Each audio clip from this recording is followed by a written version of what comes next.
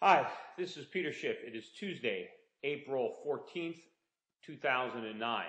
First, let me talk a little bit today about the retail sales numbers that came out and apparently disappointed people on Wall Street who were surprised by the drop in retail sales. First of all, what do people expect? We need retail sales to drop. One of the reasons the economy is in such trouble is because of all the retail sales that took place in the past that never should have taken place because the stuff was paid for with borrowed money. People bought things that they shouldn't have bought. And so now part of the solution to our problems is that we spend less money, that we buy fewer things in retail stores. So retail sales have to drop. That's part of the solution. That shouldn't be resisted. The government shouldn't be trying to stimulate additional retail sales. What people say is, well, we need all this spending because spending is 70% of our economy. That's nonsense. It's not. It's 70% of GDP. That's part of the problem. But GDP is not the economy, right? Spending is not economic activity. It's the reward for economic activity. Think about it this way.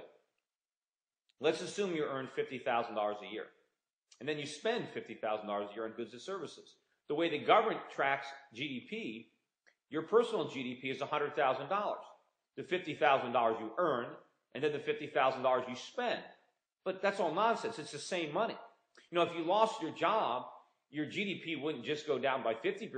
It'd go down by 100%. Because if you're not earning the money, then you can't spend the money.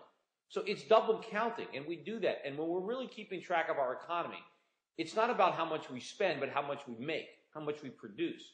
That's economic activity. So we can't try to think that we have to maintain a consumer spending because that's what drives the economy. That's nonsense. That's the reward for production. And the fact that so much of our GDP is now comprised of spending, that's the problem. The solution is that we spend less. We can't try to prevent that. Now, along those lines, I listened to President Obama's speech today. And basically, if you listen to the president's speech, much of what he says is true. In fact, in many cases, he sounds like he's reading right out of Crash Proof. He says that our economy was built on a phony foundation, that the foundation we need to rebuild it on a more solid foundation. That's exactly what I've been saying. He says that we need to move from an economy where we borrow and spend to one where we save and invest. He says we need to go away from consumption to production, that we need to import less and export more. Well, that's exactly what I've been saying. All that is right. But the president's method from getting from where we need to be, or from where we are to where we need to be, is flawed. Everything he's doing is preventing. His plans are preventing that solid foundation from coming into existence. First of all, what does he want to do? He wants to stimulate more spending, right? He said that all economists agree, and of course they don't, that government can't cut spending in a recession, that the last thing that the government should do is cut spending. Well, first of all, who are these economists that agree? These are all the economists that said everything was great a couple of years ago. These are the economists that didn't predict this crisis. The economists who did predict it, like myself, those of us in the Austrian school, we know that the government needs to cut spending, so we don't agree. See, what Barack Obama is trying to do is compensate for the fact that Americans are spending less. But we don't want to compensate for that. That's basically undoing all the good things that we're doing. Barack Obama pointed out that Americans' families are gathering around their dinner tables, and they're making the hard choices. They're cutting spending. They're recognizing that they don't have the wealth that they thought. Their house is not worth as much as they thought. They haven't saved enough, and so they're going to cut spending. That's all good. But now Barack Obama wants to undo that by having the government take on debt in their name, by spend money for them. Because remember, if individual families are broke, then the government is broke. Because the government can only get the money from the people. So if the people are too broke to spend, the government is too broke to spend in their place. And what good is it if individual families are trying to get out of debt, but then the government is piling on debt for them, obligating them to repay this debt out of their income with future taxes? They're undoing everything that we're doing. And of course, when Barack Obama described the problem, and he did a pretty good job in some respects, but what he didn't mention was where it started. President Obama said the problem started in the housing sector. No, it didn't. It started with the Federal Reserve.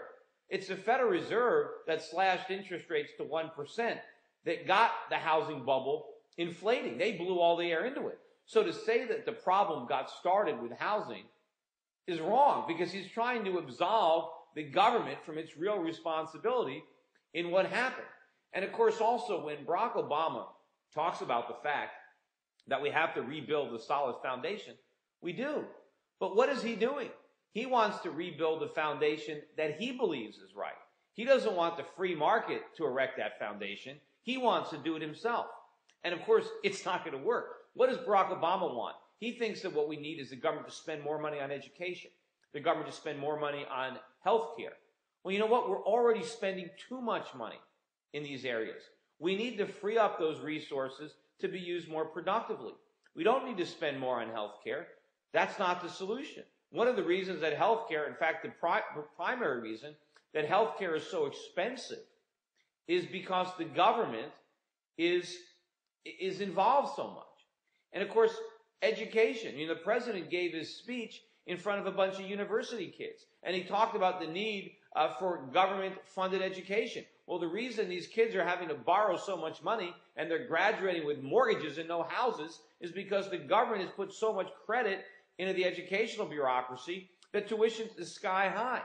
What we need is the government to get out of education and to get out of healthcare so these costs can come down, so that we can have more resources to be used productively, so we can actually resurrect the very foundation that Barack Obama knows that we need, but whose very policies are preventing it from coming to existence.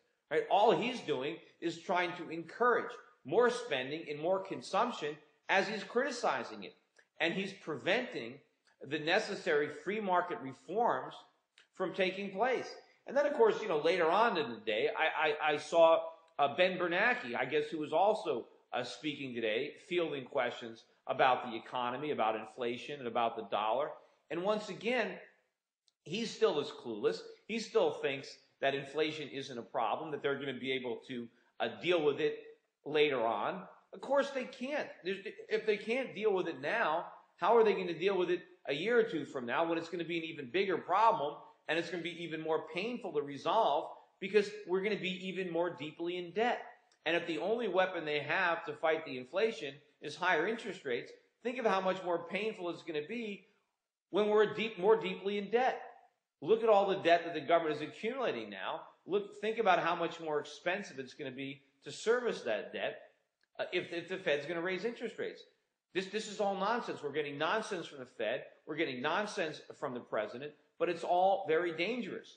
And the powers that be are in the process of creating something, again, far worse than the Great Depression. Unfortunately, the tools that the government has at its disposal now are far more damaging than what we had back then. I think the general ignorance of basic economics is greater today than it was in the 1930s, and we don't have the discipline. We don't have as much respect for the Constitution, even though we didn't have too much respect during the New Deal. And we don't have the discipline of a gold standard, even though we tried to get around it somewhat in the 1930s. There's no obstacle at all today. Anyway, that's it. Thanks for watching. I'll be back again either tomorrow or Thursday.